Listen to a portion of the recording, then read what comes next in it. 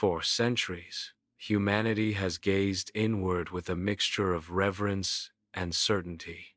From Leonardo da Vinci's meticulous anatomical sketches to Gray's Anatomy, the medical Bible for over 150 years, we believed we had mapped the human form with near finality. The body was a machine, predictable, standardized, and knowable. Bones locked into place like architectural struts, muscles pulled with mechanical precision, and nerves fired along fixed pathways.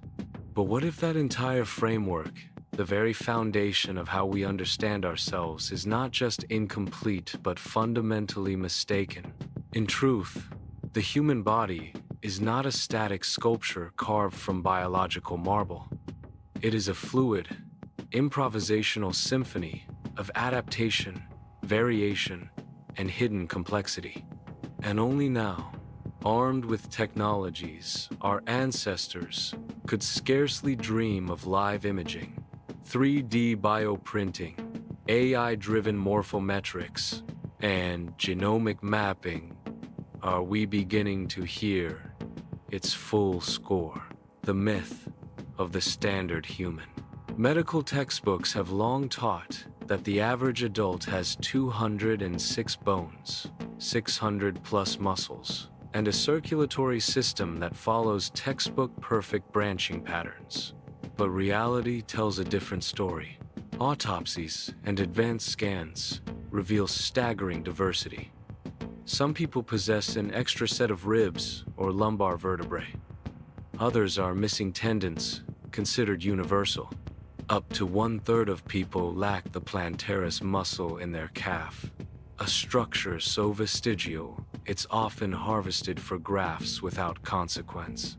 In the forearm, the palmaris longus tendon vanishes entirely in roughly 14% of us, more commonly in women and certain ethnic groups. These aren't anomalies. They're natural expressions of human variability. Even our organs shift and reshape themselves based on use, environment, and ancestry. High-altitude populations, like Tibetans or Andeans, develop denser capillary networks and larger lung capacities, not through mutation alone, but through developmental plasticity. The heart of a lifelong runner thickens differently than that of a sedentary person, not as pathology, but as intelligent adaptation. The body doesn't conform to a mold. It sculpts itself in dialogue with the world. The hidden organ, the interstitium. Perhaps the most stunning revelation came in 2018, when researchers, using probe-based confocal laser endomicroscopy, essentially real-time microscopy inside living tissue, stumbled upon something astonishing beneath the skin, around the lungs, digestive tract, and urinary systems. What had always been dismissed as dense connective tissue was, in fact, a vast, interconnected network of fluid-filled compartments supported by a latticework of collagen bundles. They called it the interstitium. This wasn't just empty space. It functioned as a shock absorber, protecting tissues from tearing during movement. More provocatively, it appeared to serve as a conduit for immune cells, and possibly even a pathway for cancer metastasis. If confirmed as a true organ, which some now argue it should be, it would instantly become one of the largest in the human body by volume. And yet, it had evaded detection for centuries because traditional histology required fixing tissue in formaldehyde, which drained the fluid and collapsed the spaces into flat, unremarkable layers. We literally couldn't see it because the tools we used to look destroyed the very thing we sought. The brain that rewrites itself.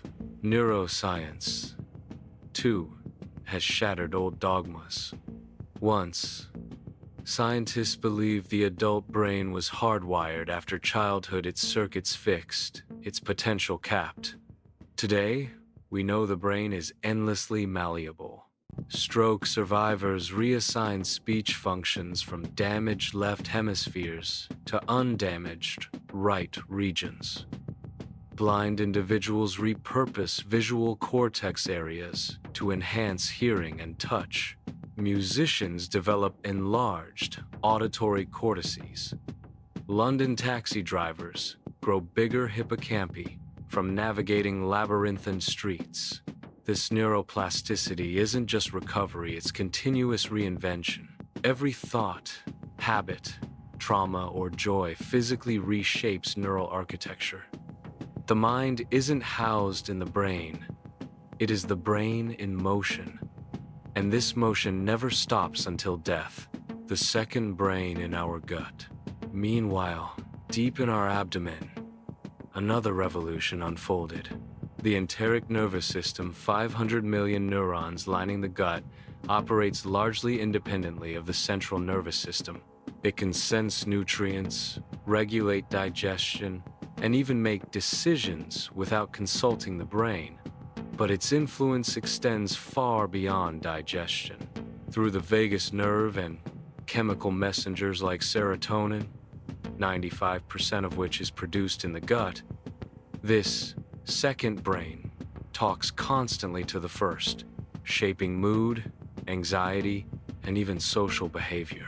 Emerging research links gut microbiome composition to depression, autism, and Parkinson's disease. We are not just inhabited by trillions of microbes, we are co-constructed by them. Our biology is not purely human. It's a collaborative ecosystem, echoes of ancient blueprints. And then there's evolution's stubborn hand. Why does the recurrent laryngeal nerve in giraffes and humans take a detour down into the chest, loop under the aorta, and climb back up to the voice box? In fish, this path made perfect sense. The nerve served gill arches near the heart. But as necks elongated over millions of years, the nerve didn't reroute, it just stretched, resulting in a 15-foot detour in giraffes and a clumsy U-turn in us. This isn't intelligent design, it's historical baggage. Our bodies are palimpsests, ancient texts overwritten but never fully erased. Even our junk DNA, once dismissed as evolutionary debris, is now known to regulate gene expression, respond to stress, and hold keys to development. Nothing is wasted. Everything has a story, a new humility. All of this forces a reckoning. Medicine, long rooted in the idea of a normal body against which deviations are measured as defects, must evolve. Precision medicine now tailors treatments to individual anatomy, genetics, and microbiomes.